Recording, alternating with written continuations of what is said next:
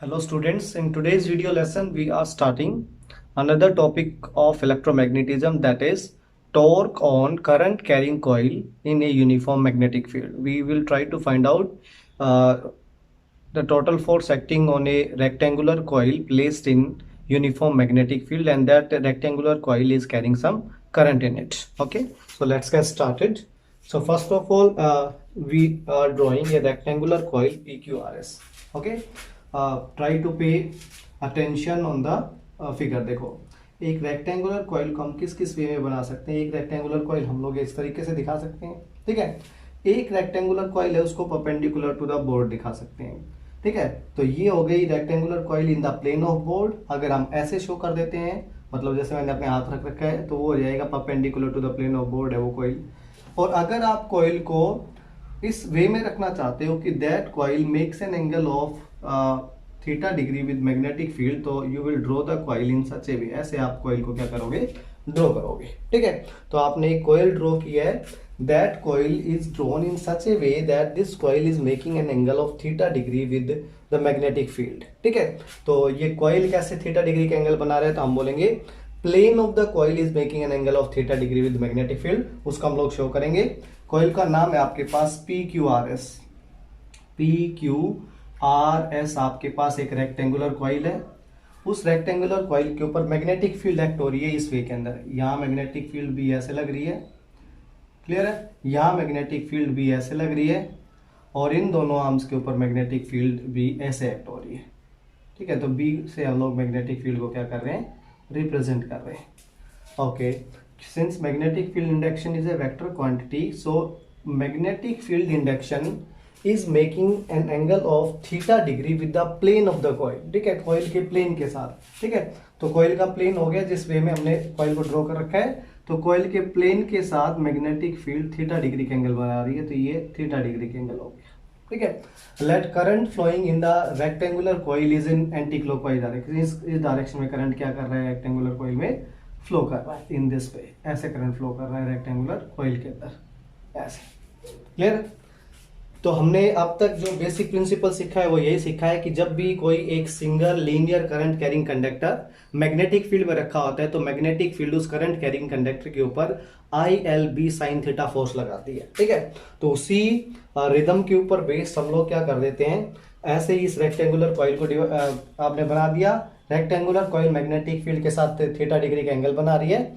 Late PQ is the length of arm लिख सकते हो आप लोग। Length of arm PQ is equal to RS which is equal to L के बराबर मान लिया आपने, ठीक है। ओके, उसके बाद length of arm QR it is equal to SP, और ये आपने ब्रेथ ऑफ द कॉइल मान लिया, क्योंकि आपने रेक्टेंगुलर कॉइल मानी है। तो L आपने लेंथ ऑफ द कॉइल मान लिया, B is the breadth of the coil, ठीक है। Now this rectangular coil is made up of 4 arms, ठीक है। तो इन 4 आर्म्स के ऊपर मैग्नेटिक फील्ड 4 फोर्सेज एक्ट कर रही है। तो हम बोल रहे हैं लेट PQ आर्म के ऊपर फोर्स लग रहा है मैग्नेटिक फील्ड का F1, QR आर्म के ऊपर फोर्स लग रहा है F2, and F3 is the force acting on RS current carrying arm by the magnetic field, and F4 is the force acting on the fourth arm SP due to the magnetic field, ठीक है। चारों arms के ऊपर 4 अलग अलग force बोल दिए मैंने, F1, F2, F3 and F4 forces बोल दिए हमने, ठीक है। I करंट इस करंट कैरिंग कंडक्टर से क्या कर रही है, करंट कैरिंग रेक्टेंगुलर कॉइल से I करंट फ्लो कर रहा है। तो मैं जहाँ पे आपने एरो लगाया था वहाँ I करंट लिख देता हूँ, I करंट फ्लो कर रहा है, ठीक है। बस ज़्यादा हम लोग ऐसे नहीं बनाते हैं डायग्राम को। I current is flowing in anti-clockwise direction through the rectangular coil. Now we will try to find out one by one the magnitude of these forces. So first we are trying to find out the force on arm SP, ठीक है। SP arm के ऊपर, सबसे ऊपर वाली arm के ऊपर force निकाल रहे हैं, तो मैं यहाँ पे लिखूंगा force acting on arm SP by the magnetic field, ठीक है। मैग्नेटिक फील्ड के लिए मैं यहाँ पे B लेटर यूज कर लेता हूँ, ठीक है। Let this force is denoted bye F4। इस फोर्स को हमने F4 फोर्स से क्या कर रखा है, रिप्रेजेंट कर रखा है।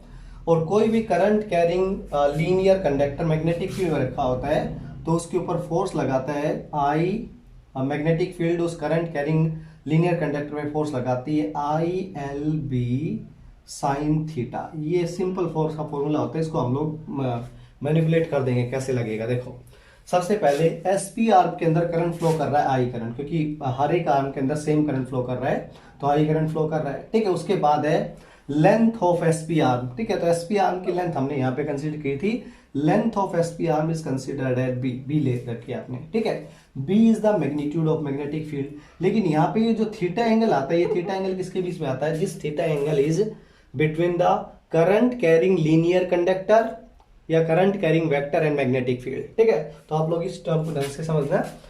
देखो करंट तो एस टू पी डायरेक्शन में जा रहा है, लेकिन यहाँ आपने मैग्नेटिक फील्ड से यहाँ थीटा एंगल डिग्री ले रखा है, तो करंट कैरिंग कंडक्टर के अकॉर्डिंग ये एंगल आपके साथ लेना है आपको थीटा यहाँ पे। ठीक है, जनरली थीटा होता क्या है? Theta is angle between current element vector and magnetic field. ठीक है, तो इस एसपी आर्म के ऊपर current element vector is acting along S to P direction and magnetic field is acting along this direction. ठीक है, तो ये एंगल आपका हो जाना चाहिए, मैग्नेटिक फील्ड के साथ करंट कैरिंग एलिमेंट का एंगल हो जाना चाहिए 180 माइनस थीटा के बराबर। तो यहाँ हो जाएगा साइन 180 माइनस थीटा हो जाएगी।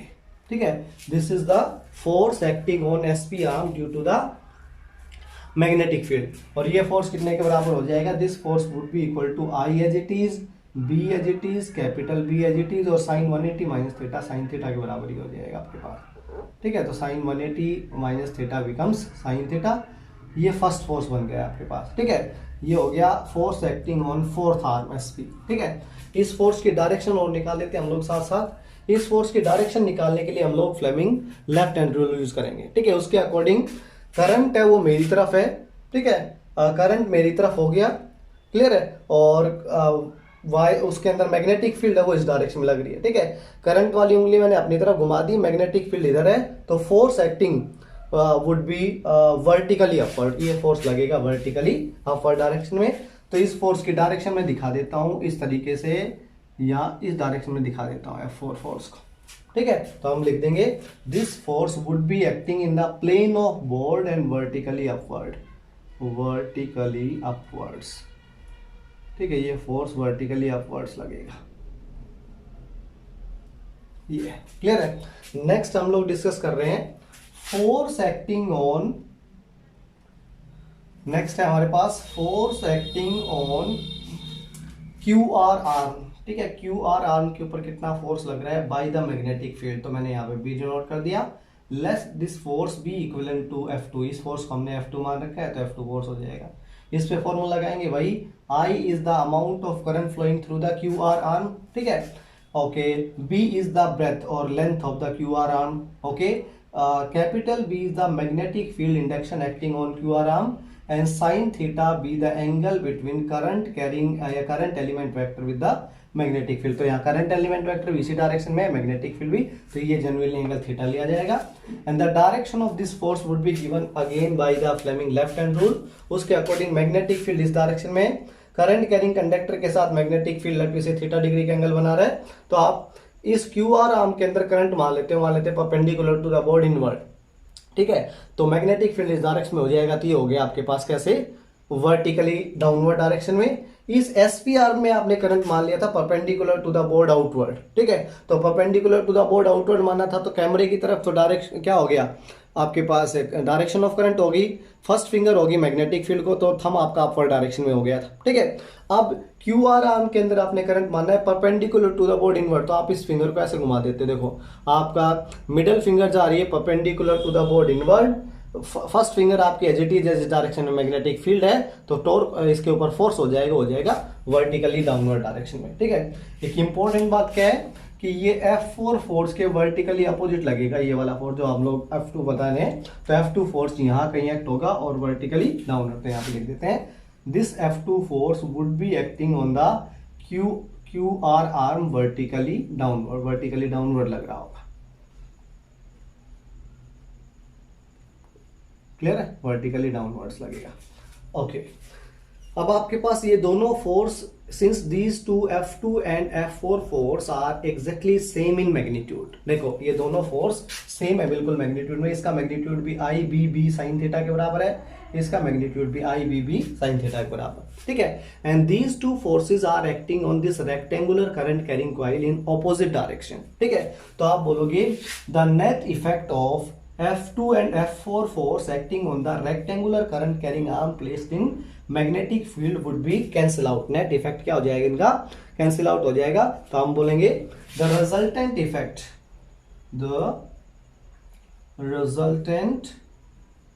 effect of F2 and F4 forces, F2 और F4 forces का resultant effect है ना, वुड कैंसिल ईच अदर, तो आप बोलोगे इज जीरो, रिजल्टेंट इफेक्ट इनका क्या हो जाएगा, जीरो हो जाएगा, ठीक है। तो मीनिंग क्या हो गया कि ये दोनों फोर्स एक्चुअली में एक एक्सिस ऑफ रोटेशन प्रोवाइड करेंगे इस एक कॉइल को क्या करवाने में, रोटेट करवाने में, ठीक है। तो ये मैंने दो डॉटेड लाइन खींची है, ये डॉटेड लाइन ये रिप्रेजेंट करती है कि these two forces are equal in magnitude which is given by their formula, ठीक है, या F2 और F4 के मैग्नीट्यूड से पता चल रहा है। और these two forces are having same line of action, इनका लाइन ऑफ एक्शन क्या है, सेम है, और ये एक दूसरे के ऑपोजिट डायरेक्शन में लग रहे हैं, तो एक दूसरे को कैंसिल आउट कर लेंगे। तो इनका नेट रिजल्टेंट इफेक्ट हो गया आपके पास कितने के बराबर, जीरो के बराबर। अब आपको निकालना है force acting on PQ arm and force acting on RS arm, ये दोनों रह गए आपके पास, ठीक है। तो अब हम आगे बढ़ते हैं। Now we will try to find out the force acting on PQ arm. PQ arm के ऊपर फोर्स निकालते हैं, तो कैसे निकालेंगे, देखो force acting on PQ arm, इसको लिखेंगे कैसे, force acting on PQ arm due to the present magnetic field B is equal to, this force is denoted by F1 and the value of this force would be current flowing through the PQ arm I है, length of the PQ arm L है, B is the magnitude of magnetic field acting on the PQ arm and magnitude of magnetic field is making an angle of 90 degree with the current carrying element, current carrying element के साथ 90 degree का angle बना रहा है, तो यहाँ sine 90 हो जाएगा। So this force would be equal to ILB, इतने के बराबर हो गया ये वाला फोर्स आपका, ठीक है। ये फोर्स ILB के बराबर हो गया, ठीक है। अगर ये फोर्स आपका ILB के बराबर है यहाँ पे, तो आप यहाँ पे बोलोगे कि what will be the direction of this force. तो डायरेक्शन ऑफ फोर्स निकालने के लिए आप again Fleming left hand rule, magnetic field आप रेड एरो की तरफ कर दोगे।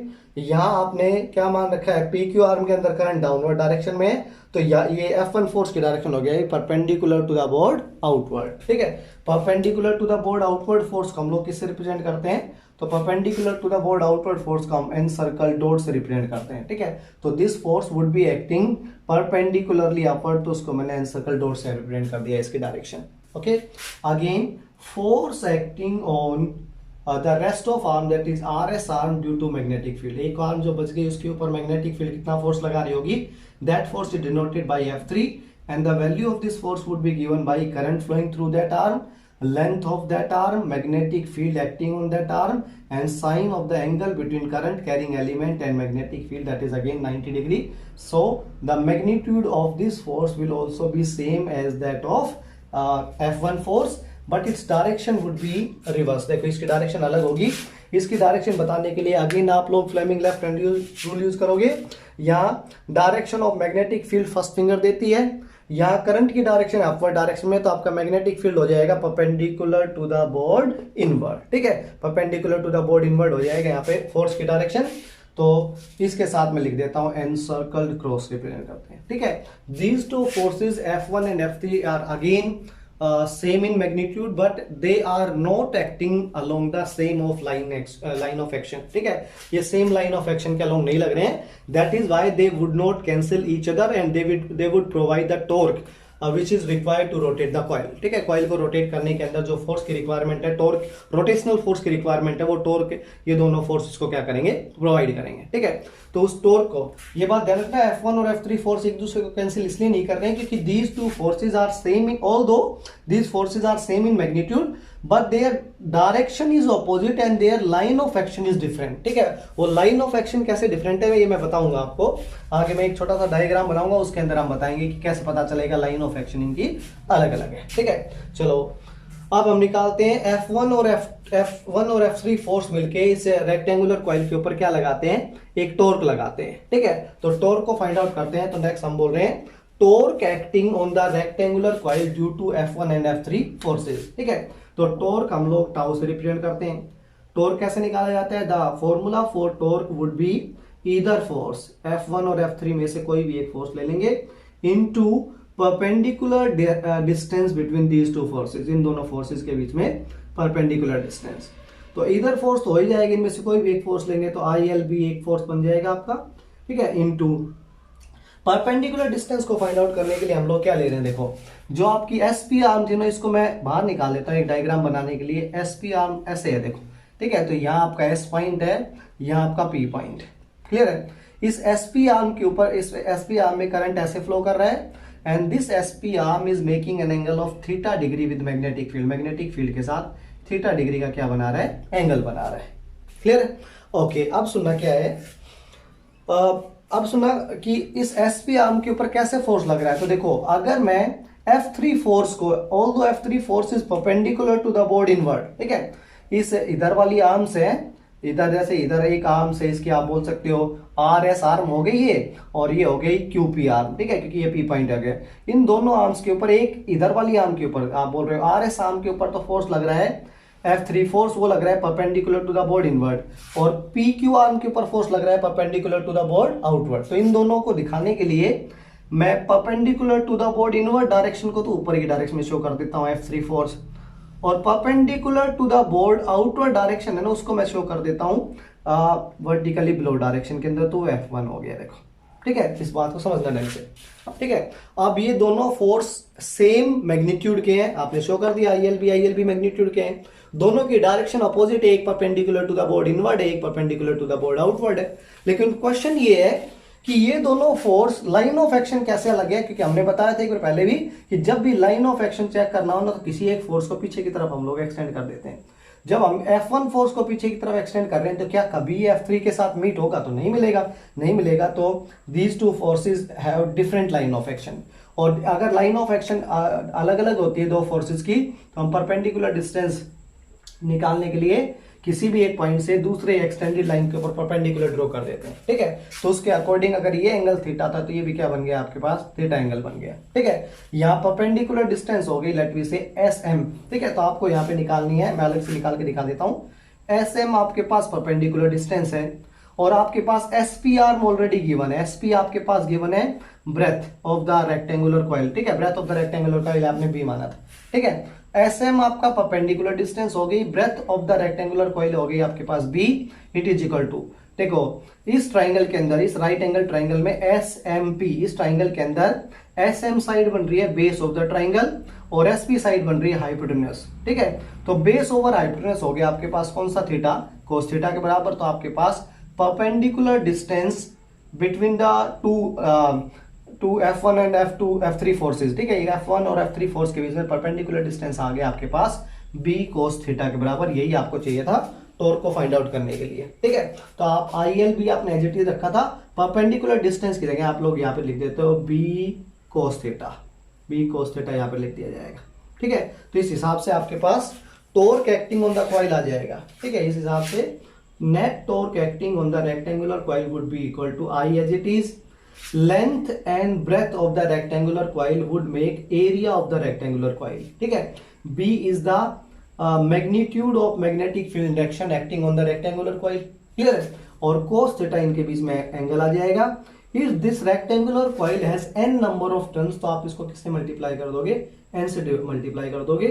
इसको हम लोग बोलेंगे torque acting on the rectangular coil, rectangular current carrying coil placed in uniform magnetic field, ठीक है। लेकिन इस फोर्स को हम आगे और एक्सपेंड करेंगे। The reason behind it, torque is a vector quantity. Torque क्या होती है, एक वेक्टर क्वांटिटी होती है, and vector quantity is always express, we try to express the vector quantity always in the form of cross product, ठीक है। तो यहाँ अगर हम लोग प्रोडक्ट बनाए भी गए तो डॉट प्रोडक्ट बनेगा, क्योंकि कौन सा थीटा आ रहा है, कोस थीटा आ रहा है, ठीक है। तो इस कोस थीटा को हम लोग साइन की फॉर्म में लेके आएंगे। कैसे लेके आते हैं, ध्यान से सुनना, ठीक है।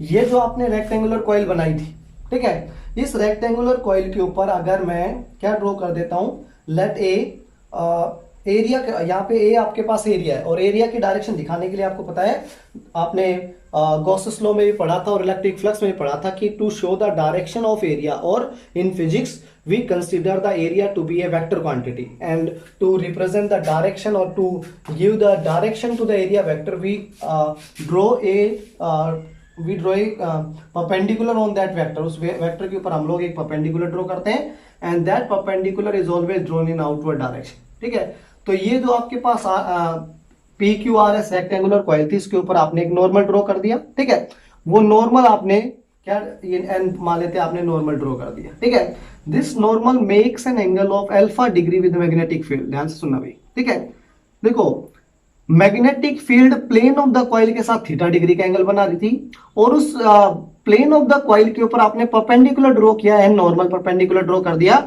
वो परपेंडिकुलर, लेट मी से परपेंडिकुलर किसको रिप्रेजेंट कर रहा है, डायरेक्शन ऑफ एरिया वेक्टर को। ठीक है, तो एरिया वेक्टर की डायरेक्शन फाइंड आउट करने के लिए आपने परपेंडिकुलर वेक्टर ड्रॉ किया था, और वो परपेंडिकुलर वेक्टर मैग्नेटिक फील्ड के साथ अल्फा डिग्री का एंगल बना रहा है। तो बेसिकली हो क्या गया कि इसके अंदर आपको पता चल जाएगा, देखो यहां से हो जाएगा कि थीटा एंगल है वो है मैग्नेटिक फील्ड और प्लेन ऑफ द कॉइल के बीच में, और अल्फा एंगल है वो है मैग्नेटिक फील्ड और normal drawn on the coil के बीच में। तो अल्फा प्लस थीटा आपके पास 90 डिग्री के बराबर हो गया। ठीक है, यहां से आपको थीटा फाइंड आउट करना है, तो वो बन जाएगा आपका 90 माइनस अल्फा के बराबर। ठीक है, और यहाँ जो कोस थीटा आ रहा है, इस कोस थीटा के अंदर आप लोग थीटा को रिप्लेस कर दोगे किससे, if theta is replaced by 90 minus alpha, आपने थीटा की जगह हटा के 90 माइनस अल्फा रख दिया। तो ध्यान रखना अल्फा क्या है, alpha is an angle between the direction of magnetic field and normal drawn on the rectangular coil। ठीक है, उनके बीच में एंगल है, और साइन 90 माइनस अल्फा क्या हो जाएगा, देखो तो टॉर्क बन जाएगा आपके पास n as it is, I as it is, A B as it is, और यहाँ पे कोस 90 पे वैल्यू चेंज हो जाती है, कोस 90 माइनस अल्फा फर्स्ट क्वाड्रेंट तो पॉजिटिव रहेगा, बस साइन के अंदर चेंज हो जाएगा, तो ये बन जाएगा आपके पास साइन अल्फा के बराबर। ठीक है, now this torque can be expressed as the cross product of two vector. आप सुनना, एन आई ए, ये आपके पास एक क्वांटिटी बनती है मैग्नेटिक फील्ड के अंदर, जिसको मैग्नेटिक डाइपोल मोमेंट बोलते हैं या मैग्नेटिक मोमेंट बोला जाता है। ठीक है, मैग्नेटिक मोमेंट एक वेक्टर क्वांटिटी है, and the direction of magnetic moment depends on the direction of area vector, and direction of area vector depends on the normal drawn on the area vector. ठीक है, तो magnetic dipole moment एक vector quantity होगी, इसका cross product ले लेंगे हम लोग किसके साथ, it's cross product would be taken with the direction of magnetic field, मतलब मैग्नेटिक फील्ड के साथ क्रॉस प्रोडक्ट ले लेंगे, तो आपके पास बन गया टॉर्क का formula, the torque would be defined as the cross product of magnetic dipole moment with magnetic field. यही आपको फाइंड आउट करके दिखाना था यहाँ पे। ठीक है, तो ये आपके पास गिवन था। अब आप स्पेशल केसेस कर लोगे। इसका फर्स्ट स्पेशल केस क्या होगा, देखो मैं इस डायग्राम को यहाँ से हटा देता हूँ, ये परपेंडिकुलर डिस्टेंस फाइंड आउट करने के लिए था। ठीक है, taking the first special case, ध्यान से सुनना भाई, स्पेशल केस क्या है फर्स्ट स्पेशल केस के अंदर, फर्स्ट स्पेशल केस के अंदर है when the direction of magnetic dipole moment becomes parallel to magnetic field, या इसको हम अनदर वर्ड्स में क्या बोल सकते हैं, if the plane of the rectangular coil makes an angle of 0 degree with magnetic field. It means if plane of the rectangular coil current carrying coil is same as that of magnetic field, उस case के अंदर this alpha would be 0। उस case में alpha क्या हो जाएगा आपका, sorry alpha हो जाएगा 90 डिग्री। देखो ध्यान से सुनना, आपने रेक्टेंगुलर कॉइल की प्लेन के साथ मैग्नेटिक फील्ड का एंगल 0 बताया है, तो उस प्लेन के ऊपर ऐसा कुछ हो जाएगा। यहाँ पे मैं ड्रॉ करके दिखाऊं तो ये आपकी रेक्टेंगुलर कॉइल थी, लेट से क्लियर है, पी क्यू आर एस। ठीक है, इस रेक्टेंगुलर कॉइल का प्लेन तो ये हो गया, जिस डायरेक्शन में प्लेन है उसी डायरेक्शन में आप मैग्नेटिक फील्ड ड्रॉ कर देते हो, तो ऐसे आपने मैग्नेटिक फील्ड ड्रॉ कर दी। लेकिन प्लेन के ऊपर जो नॉर्मल ड्रॉ करेंगे, वो नॉर्मल तो मैग्नेटिक फील्ड के साथ कितने डिग्री का एंगल बनाएगा, 90। इसी को हम लोग अल्फा एंगल ले रहे हैं, अल्फा यहाँ पे हो जाएगा 90 डिग्री। तो उस केस के अंदर torque acting on the rectangular coil would become maximum, maximum torque acting on the rectangular coil would be equal to, यहाँ साइन 90 हो जाएगा तो मैक्सिमम टॉर्क हो जाएगा NIAB के बराबर। ठीक है, इस टाइप से जब भी मैग्नेटिक फील्ड एक रेक्टेंगुलर कॉइल के ऊपर लगाई जाती है, तो उस मैग्नेटिक फील्ड को बोलते हैं हम लोग रेडियल फील्ड बोला जाता है। ठीक है, तो ये रेडियल फील्ड कहाँ पे यूज किया जाता है, आगे हम लोग मूविंग कॉइल गैल्वेटर बनाएंगे इसी सेम प्रिंसिपल के ऊपर, इसी टॉर्क के प्रिंसिपल के ऊपर। ये मूविंग कॉइल गैल्वेटर का मतलब कंप्लीट मूविंग कॉइल गैल्वेटर का प्रिंसिपल टॉर्क ही होता है। ठीक है, तो वहां पे हम लोग उस मूविंग कॉइल गैल्वेटर के अंदर उस मूविंग कोयल गैलेटरी की टॉर्क को, दैट इज सेंसिटिविटी को मैक्सिमम रखने के लिए we always apply the radial field on that MCQ, मतलब उस मूविंग कोयल एमसीजी, उस मूविंग कोयल गैलेटरी के ऊपर हम लोग रेडियल फील्ड लगाते हैं हम लोग, ठीक है। सेकंड है, if the magnetic dipole moment becomes perpendicular to the magnetic field, ठीक है, अगर मैग्नेटिक फील्ड के क्या बन जाए, परपेंडिकुलर बन जाए, यहां भी परपेंडिकुलर रखो क्योंकि मैग्नेटिक फील्ड की डायरेक्शन यहाँ परपेंडिकुलर है तो यहाँ पैरेलल करो, सॉरी, ठीक है। सेकंड केस है आपके पास जब magnetic dipole moment magnetic field के पैरेलल बन जाए, उस केस में अल्फा बन जाएगा 0 degree. In that case minimum torque would be acting on the coil, coil के ऊपर मिनिमम टॉर्क लगेगा, ठीक है। तो ये दूसरे वाला केस आपका कोई काम का नहीं है, बस आपको याद रखना है। कॉन्सेप्चुअल क्वेश्चन में भी आता है कि व्हाट इज रेडियल फील्ड, तो आपको याद रखना है radial field is a field applied on rectangular current carrying coil in such a way that when the plane of the rectangular current carrying coil becomes parallel to magnetic field or the normal drawn on the current carrying coil becomes perpendicular to the magnetic field। अगर plane of the coil magnetic field के parallel आ जाएगा तो normal अपने आप perpendicular आ जाएगा, उस field को हम क्या बोलते हैं, radial field. And what special happens with the radial field, तो आप बोलोगे रेडियल फील्ड के ऊपर torque acting on the current carrying rectangular coil becomes maximum, उसके ऊपर टॉर्क क्या बन जाता है, मैक्सिमम आ जाता है। तो ये वाला टॉपिक है, पढ़ लेना। Thank you very much.